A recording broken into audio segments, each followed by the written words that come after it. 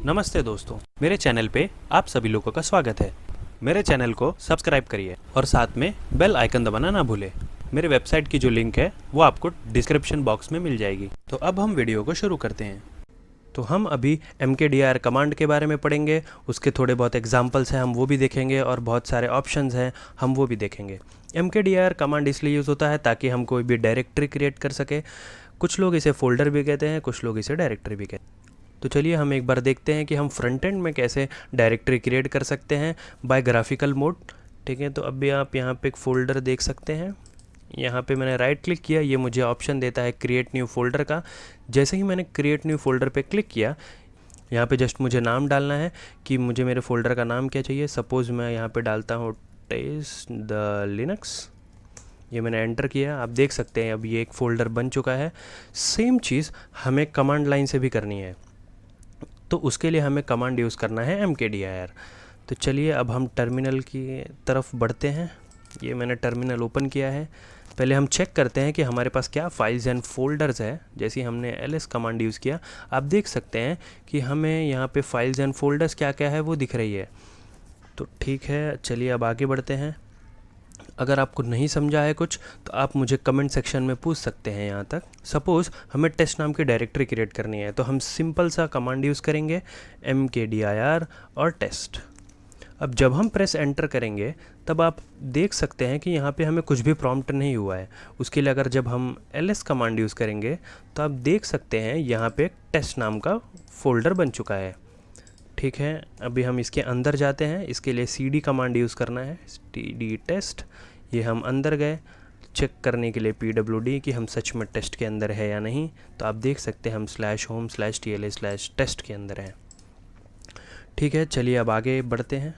अब हम इसके अंदर एक और डायरेक्टरी क्रिएट करेंगे जिसका नाम होगा टेस्ट द लिनक्स। अब अगर हमें डायरेक्टरी क्रिएट करनी है टेस्ट द लिनक्स, तो हम फिर से कमांड वही यूज़ करेंगे mkdir टेस्ट द लिनक्स। ये मैंने एंटर किया।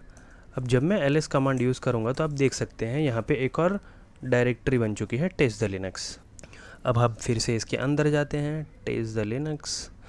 ये मैंने टैब यूज़ किया है, जो ऑटो कंप्लीट फीचर है इसमें वो यूज़ किया है। अब मैं एंटर प्रेस करता हूँ तो यहाँ पे आप लोग देख सकते हैं अब मैं टेस्ट द लिनक्स फोल्डर के अंदर हूँ। अब सपोज़ मुझे यहाँ पे दो डायरेक्टरी एक साथ क्रिएट करनी है, तो उसके लिए अभी मैं कमांड यूज़ करता हूँ mkdir। एक का नाम मैं रखता हूँ AA और दूसरे का नाम मैं रखता हूँ BB। अब यहाँ पे मैंने एंटर मारा और जब मैं ls टाइप करता हूँ तो आप देख सकते हैं यहाँ पे मेरी दो डायरेक्टरी क्रिएट हो चुकी है, AA और BB नाम की। अगर यहाँ तक आपको कुछ नहीं समझा है या आपको कुछ भी डाउट है तो आप मुझे कमेंट सेक्शन में पूछ सकते हैं। AA फोल्डर के अंदर एग्ज़ाम और क्विज़ क्रिएट करना है, तो हम कैसे करेंगे? तो आइए देखते हैं। mkdir AA/exam, ये मैंने एंटर किया। उसके बाद /AA और क्विज़, ये मैंने एंटर किया। अभी हम AA फोल्डर के अंदर जाएंगे और यहाँ पे ls करके चेक करेंगे तो आप देख सकते हैं एग्ज़ाम और क्विज़ फोल्डर बन चुका है। अभी हम एक स्टेप पीछे जाएंगे, cd ... अगर आपको cd कमांड के बारे में कुछ भी जानकारी चाहिए तो आई बटन पे क्लिक कीजिए, आपको cd के बारे में पूरा डिटेल मिल जाएगा हिंदी और इंग्लिश में। आप ऐसे भी चेक कर सकते हो LSAA, और उसके बाद जब आप एंटर प्रेस करोगे तो वो आपको दिखाएगा कि आपके जो AA फोल्डर है उसके अंदर क्या फाइल्स एंड फोल्डर्स है। तो उसके अंदर अभी दो फोल्डर्स है, एग्ज़ाम और क्विज़ नाम का, जो हमने थोड़ी देर पहले बनाया था। तो अब हम BB फोल्डर के अंदर /exam/quiz नाम का फ़ोल्डर बनाना चाहते हैं। तो चलिए एक बार ट्राई करते हैं, mkdir bb/exam/quiz। मतलब BB फोल्डर के अंदर एग्ज़ाम फोल्डर होगा और एग्ज़ाम फोल्डर के अंदर क्विज़ फोल्डर होगा। तो चलिए हम देखते हैं एंटर प्रेस करके। तो आप देख सकते हैं जैसे ही मैंने एंटर प्रेस किया ये मुझे कह रहा है कैनॉट क्रिएट अ डायरेक्टरी। अब ये इसलिए आ रहा है क्योंकि इसकी जो पेरेंट डायरेक्टरी है, जैसे अगर क्विज़ है तो क्विज़ की पेरेंट डायरेक्टरी एग्ज़ाम है और एग्ज़ाम की पेरेंट डायरेक्टरी BB है। अब BB की parent directory test the Linux है। तो वैसे ही अगर हमें क्विज़ फोल्डर बनाना है तो वहाँ पे उसकी पेरेंट डायरेक्टरी एग्ज़ाम होनी चाहिए, जो कि वहाँ पे नहीं है। तो अब हमें पता है कि हमारे पास बीबी फोल्डर तो है बट उसके अंदर एग्ज़ाम और क्विज़ फोल्डर नहीं है। तो अगर अभी हमें क्विज़ फोल्डर बनाना है तो हमारे पास एग्ज़ाम फोल्डर होना चाहिए। तो उसके लिए भी ऑप्शन है mkdir -p। ये पेरेंट डायरेक्टरी बनाने के लिए क्रिएट होता है। अगर सपोज़ वहाँ पे जैसे ये एग्ज़ाम डायरेक्टरी नहीं है तो ये उसे ऑटोमेटिक क्रिएट कर देगी। तो चलिए अभी फिर से कमांड ट्राई करते हैं, bb/exam/quiz। अभी हम जैसे इसे एंटर प्रेस करते हैं तो आप यहाँ पे देख सकते हैं ls मैंने यहाँ पे प्रेस किया। अब ls bb प्रेस करता हूँ, यहाँ पे आप एग्ज़ाम देख सकते हैं और उसके बाद एग्ज़ाम के अंदर अगर हमें देखना है तो हम देख सकते हैं ये क्विज़ है। तो अब हमने सक्सेसफुली डायरेक्टरी क्रिएट कर दी है -p ऑप्शन के साथ। अगर आपको यहाँ तक कुछ नहीं समझ में आया तो आप मुझे कमेंट सेक्शन में पूछ सकते हैं। तो चलिए अब हम दूसरे ऑप्शन की तरफ बढ़ते हैं, -v ऑप्शन। अब -v ऑप्शन इसलिए होता है ताकि हम कुछ भी कर रहे हैं वो हमें मैसेज प्रिंट करके दिखा सकें। तो चलिए अब हम एक और डायरेक्टरी बनाते हैं TLA नाम का, mkdir TLA, और अब हम यूज़ करेंगे -v ऑप्शन। -v का जैसे कि मैं फिर से बताता हूँ, -v option verbose message print करने के लिए होता है। तो जैसे देखिए मैंने -v ऑप्शन यूज़ किया तो ये यहाँ पे ऐसे दिखा रहा है mkdir क्रिएटेड डायरेक्टरी TLA। ठीक है, जैसे कि आप देख सकते हैं अब हमने यहाँ पे हमारे पास 3 डायरेक्टरी है जो है AA, BB और TLA। अगर हमें इसका परमिशन चेक करना है तो अब हम कमांड यूज़ करेंगे ls-l। हमने जैसे ही एंटर प्रेस किया तो आप देख सकते हैं यहाँ पे परमिशंस दिखा रहा है। ये वाली जो कॉलम होती है वो परमिशंस की कॉलम होती है जो हर फाइल्स एंड फोल्डर्स को क्या होती है ये हमें बताता है। तो आप देख सकते हैं इसको जो परमिशन है रीड राइट एग्जीक्यूट की है, ये यूज़र की परमिशन है, ये ग्रुप की परमिशन है और ये अदर्स की परमिशन है। इसे जो परमिशन है वो है रीड राइट एग्जीक्यूट, उसके बाद ग्रुप की परमिशन भी रीड राइट एग्जीक्यूट और उसके बाद अदर्स की परमिशन भी रीड माइनस एग्जीक्यूट है। मतलब माइनस आया है मतलब अदर्स को राइट की परमिशन नहीं है। अभी हमें यहाँ पे थोड़ा सा मैक्स पढ़ना पड़ेगा। रीड मतलब 4 होता है, राइट मतलब 2 होता है और एग्जीक्यूट मतलब 1 होता है। अगर हम इस तीनों को मिला ले तो 7, सेम इस तरह से इसको भी 7 और इसको अगर हम मिलाए तो यहाँ पे 4 और यहाँ पे माइनस है मतलब राइट की परमिशन नहीं है तो हम 2 को कैरी फॉरवर्ड नहीं करेंगे। यहाँ पे x है जिसका वैल्यू होता है 1 तो सेम परमिशन होगा 5। अब सपोज़ हमें एक डायरेक्टरी क्रिएट करनी है फुल परमिशन के साथ। अगर हम फुल परमिशन बोला जाए तो 7, 7 और 7 होगा। तो चलिए अब हम आगे बढ़ते हैं। एक डायरेक्टरी क्रिएट करेंगे हम TLA2 नाम का परमिशन के साथ 777। तो उसके लिए कमांड है mkdir और हम -m ऑप्शन यूज़ करेंगे 777 TLA2। तो वहाँ पे वो डायरेक्टरी बन गई है।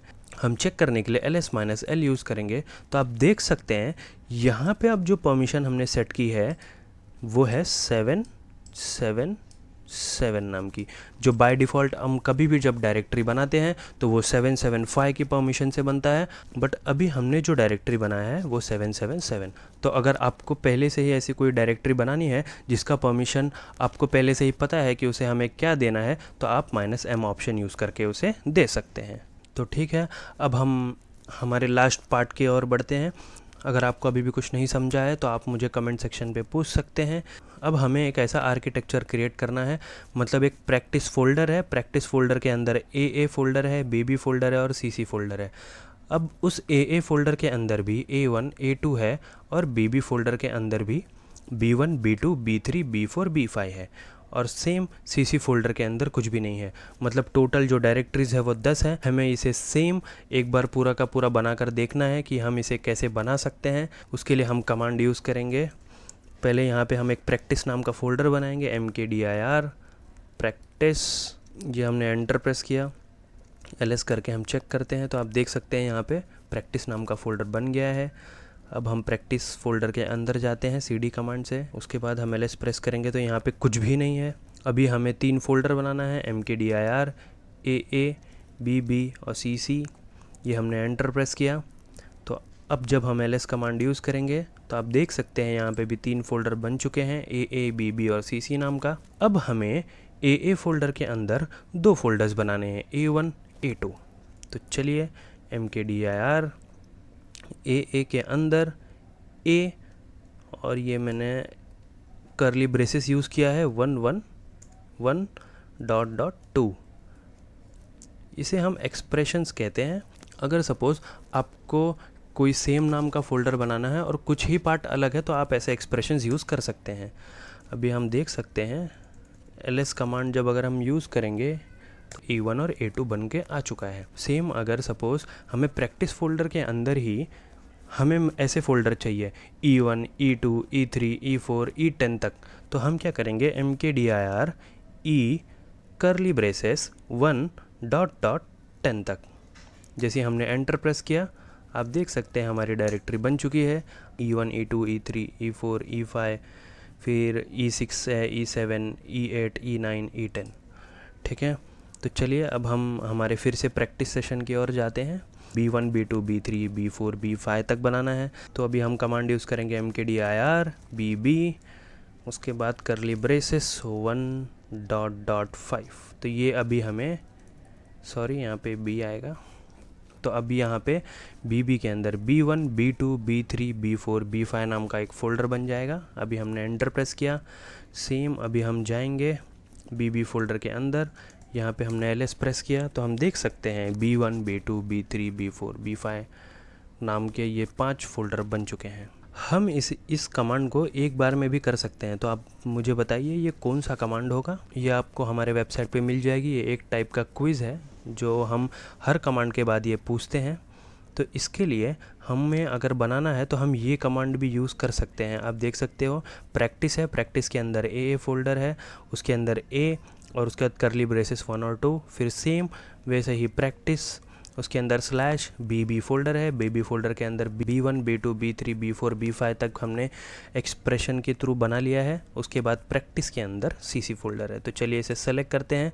आप देख सकते हैं कि ये राइट आंसर है। अगर आपको अभी भी कुछ नहीं समझा है तो आप हमें कमेंट सेक्शन में पूछ सकते हैं। वीडियो देखने के लिए बहुत बहुत धन्यवाद।